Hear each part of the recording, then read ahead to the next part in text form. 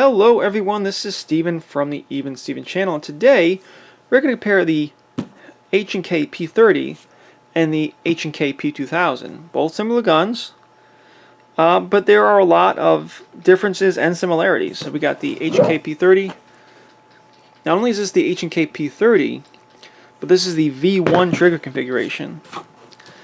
And not only is this the H&K P2000, but this is the V3 trigger configuration. Both of these came with night sights. Both of these came with 3 magazines, even if they're not in the box. Right off the bat, you'll notice the P30 magazine, the P30 box, is a lot more organized and rigid, which is nice. It looks nice. However, you can't fit as many magazines in. Even though this came with 3 magazines, it really has space for one extra one. And that, that third magazine got stuck over here. So it looks nice. Everything's very well organized. Got the side straps and the back straps and the magazine loader.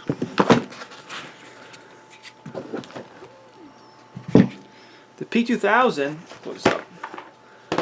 The P2000, on the other hand, is a lot more open.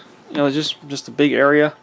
This came with 3 magazines, and the 3 magazines fit in there because there's open space for it. However, it didn't come with a magazine loader, which I thought was cheap. And again, just open and just not as organized.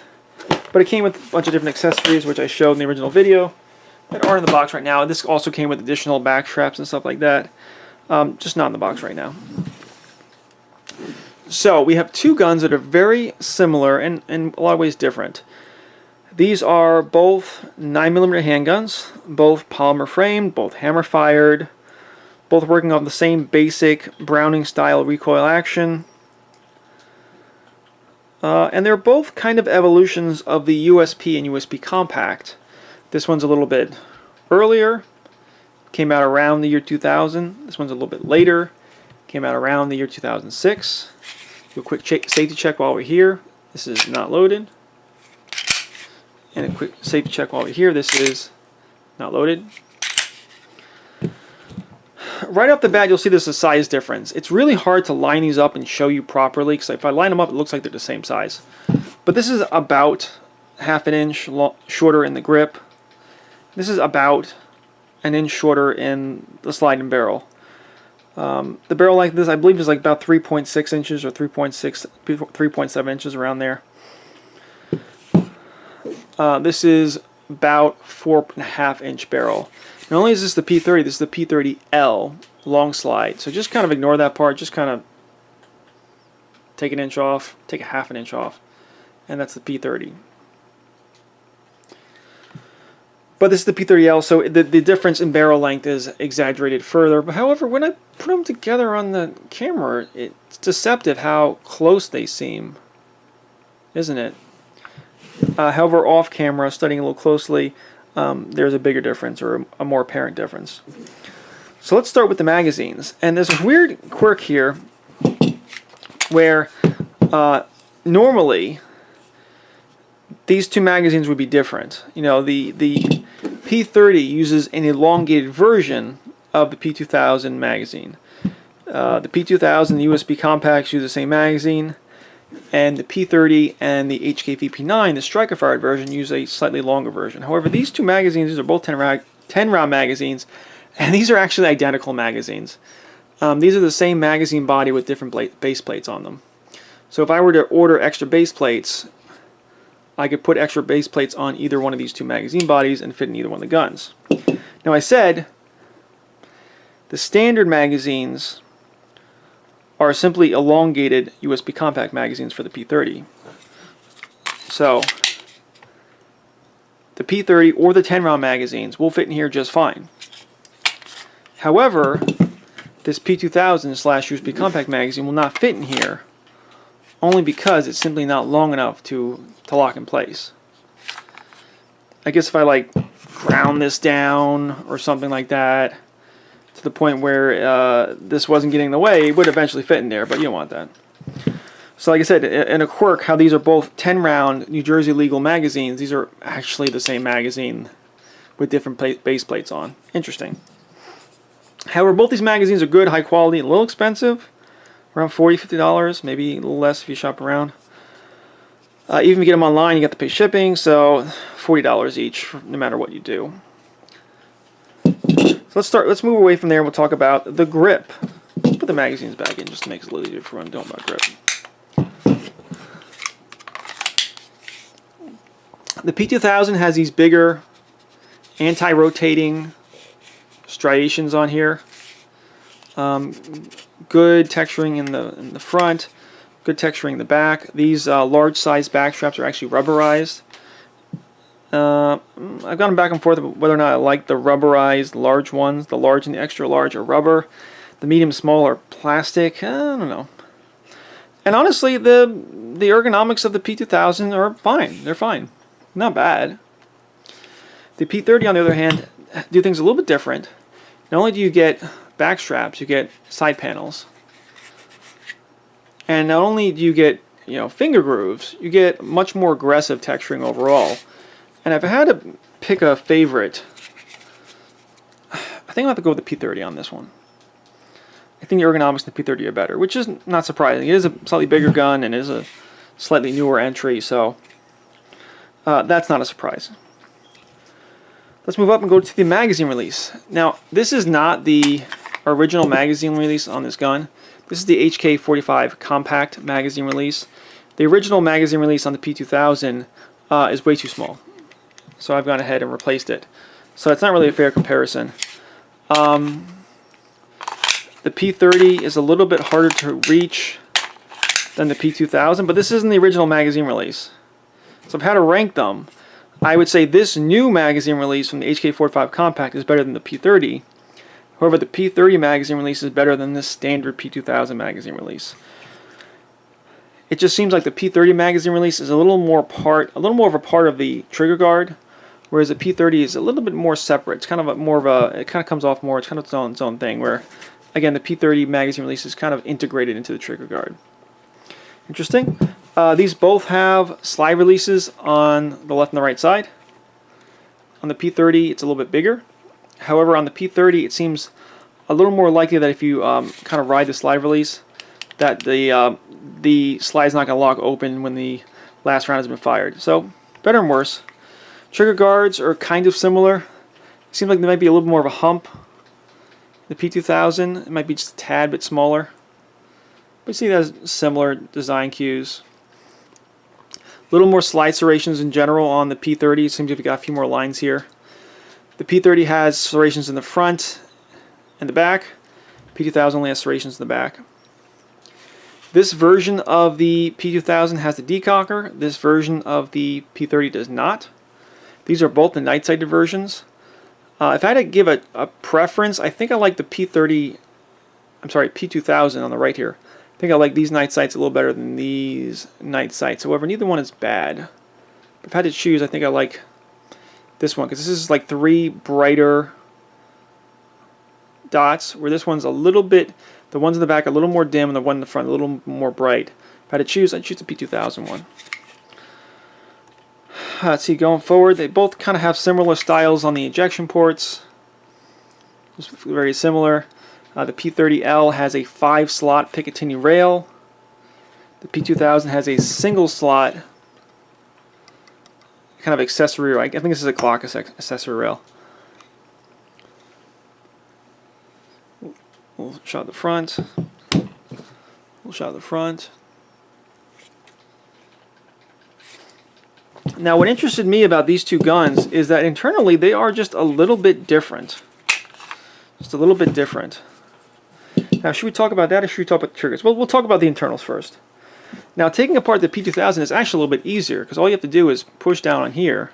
This is basically the opposite of the takedown pin. Push down on here, and as I'm pulling back, see, it's going to catch there. It's easier. Comes out. So we have a little bit of weirdness going on here. We have a recoil spring guide rod with a little bit of a plastic buffer there. Nothing too crazy. We have a barrel, slide, the frame here. Careful that doesn't fall off. I think this can come off. Now the P30 is just a little bit weirder. it seems a little more awkward to line up this takedown lever with this slot here. Let's see if I can get it going.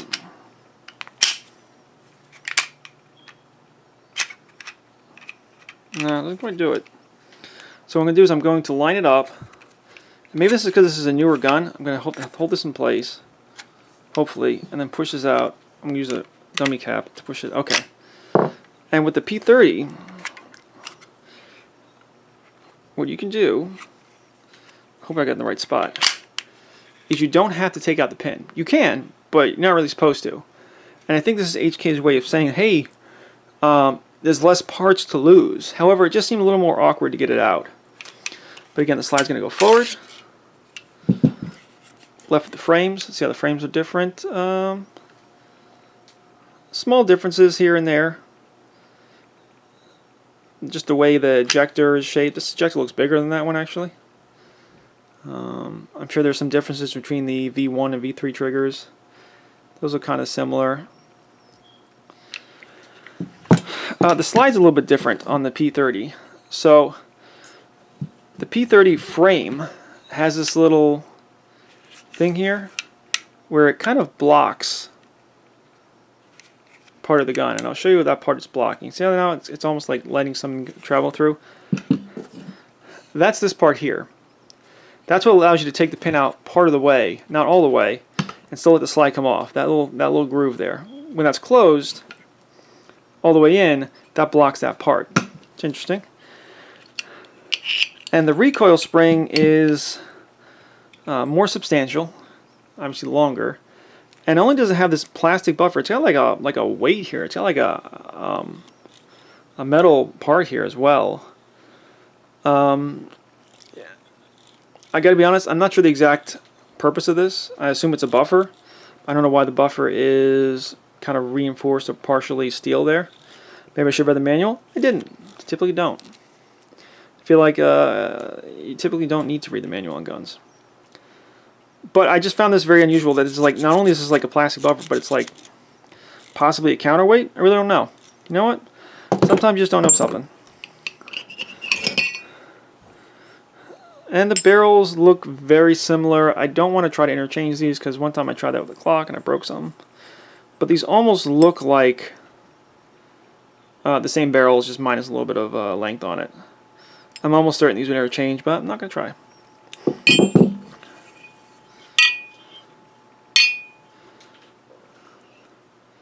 Again, you see a lot of similarities in the slides. Okay, put them back together. Start P30 first.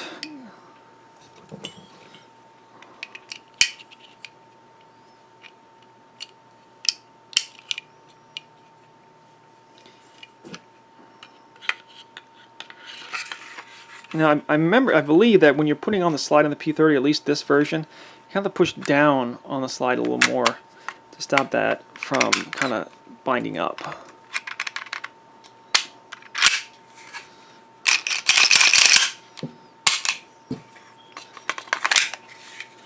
And then the P2000.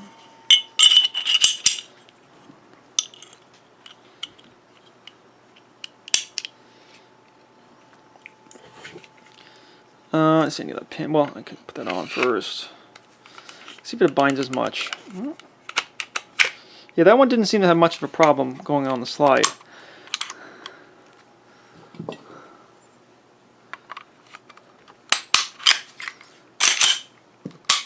That recoil spring in this gun, it seems a little bit lighter than this gun. Doesn't help the magazine's in. Let's say just a tad bit heavier on this recoil spring here. Now, I'm not really going to say which one shoots better, which one's more accurate, because I think a lot of that has to come down with the trigger. Now, when I did my first video on the HK P2000, I said I really wasn't feeling the trigger, that double single action V1 trigger. I didn't care for as much, and even after I got a trigger job for it, the double action is not great.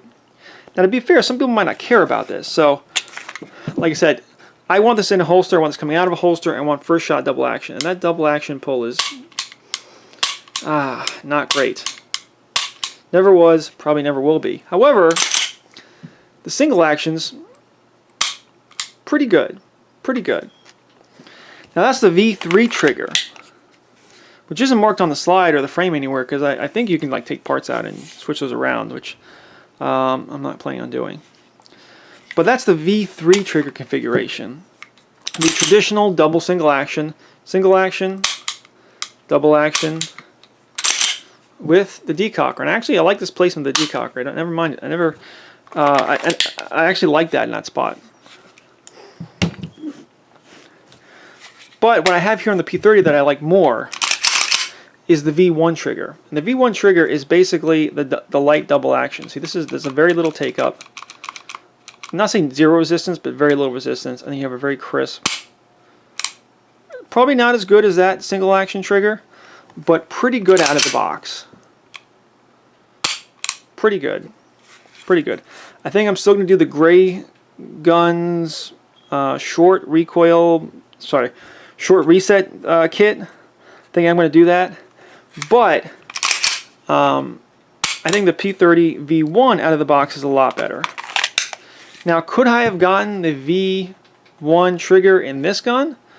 Yeah, and I didn't, and I don't care to try at this point. I kind of like, this is my gun now.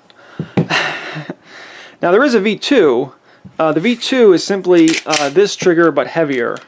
And I don't know why you would want that, unless like a law enforcement agency requested it, or this or that. Now, there's also like 4 or 5 other trigger variations. And all those trigger variations are just a play on whether you want the V1 trigger or the V3 trigger. I think there's a version of the HK's trigger configurations where you can get this V1 trigger, but with the decocker. So you have to do this. I've talked about in different videos. This is the full trigger press, as opposed to having the slide go back and the hammer go back and getting that really nice light double action. And yeah, ergonomically, I like the P30 better. I liked how that fits my hand. Ooh, I went back to the medium ones. I had the large ones on here. This is medium all around. Medium backstrap, medium side panels. I like that. I think ergonomically, I like the P30 better. It is also a bigger gun, so that's that. And I think it's more of a consideration of what you want to do with the gun, and what trigger variation you get. You know, I like the V1 trigger better. I do. That double action bothers me. Some people might not care. Some people might just go to the range, put a magazine in, back the slide, and just shoot it like that all day long. And they're like, yes, I don't know what Steven's talking about. This is fine. This is coming out of a holster, and I want the first shot to be useful. I don't want to just throw shots around, or have to really concentrate on that first trigger pull. If you wanted a smaller gun that maybe could flex into concealed carry a little more, get this. If you don't care about the size, go get a P30L. This is the P30. This is the long slide version. This is the extra big version. So if you don't care about the extra length or weight, go for that. So again, not to say either gun is better or worse. They're just different. This one's a little bit newer, so it's it's easier to say, oh, that's the better one. However, like I said, this is a smaller gun. Maybe you want a smaller gun, and so the slide release is a little easier to keep the press while you're shooting. It's very easy to just shoot the gun, and then you pull the trigger and it goes click, and it doesn't go off. You're like, oh, okay, the gun's empty. That's happened numerous times with me. I'm hoping that as I shoot a little more that it might happen less, but that happens with a certain amount of frequency. I'm trying to maybe keep my hand lower to stop that from happening, but it happens. It's a consideration of the gun. Any closing thoughts? Anything to add? Anything to leave off with? Yeah, like I said before, I think it's more of a matter of which trigger variation you want and what you want it for. If you wanted a smaller gun, maybe go for the P2000. If you don't care about size, then I think the P30 is where it's at. And either way, just understand what trigger variation you're getting, because the trigger variations in the P2000 and P30 are different than the USB compacts, USPs, and like the HK45s. So those guns, I believe, have their own sets of trigger variations you have to learn. Good luck with that. I'm not. The P30 can be had with or without a manual safety. Maybe for the P2000, I don't think so, but maybe. I don't like the manual safety on either one of these guns if it was available, so don't get them. I think that maybe the P30 might have fewer options as far as sights options go. I think this is more of a standardized option where the P30 has kind of its own special cut thing. See how it's kind of weird there? I think your options for sights on the P30 are a little bit reduced compared to the P2000 USB compact, or other variations. You know, I think this might have its own weird sight. I don't want to say proprietary, but my understanding is that the P30 sights are just not quite as prevalent as other options. And that will just about do it. This is Steven from the Even Steven channel. I don't think I have much more to add, so since I don't have anything to add, let's just cut it where it is, you know.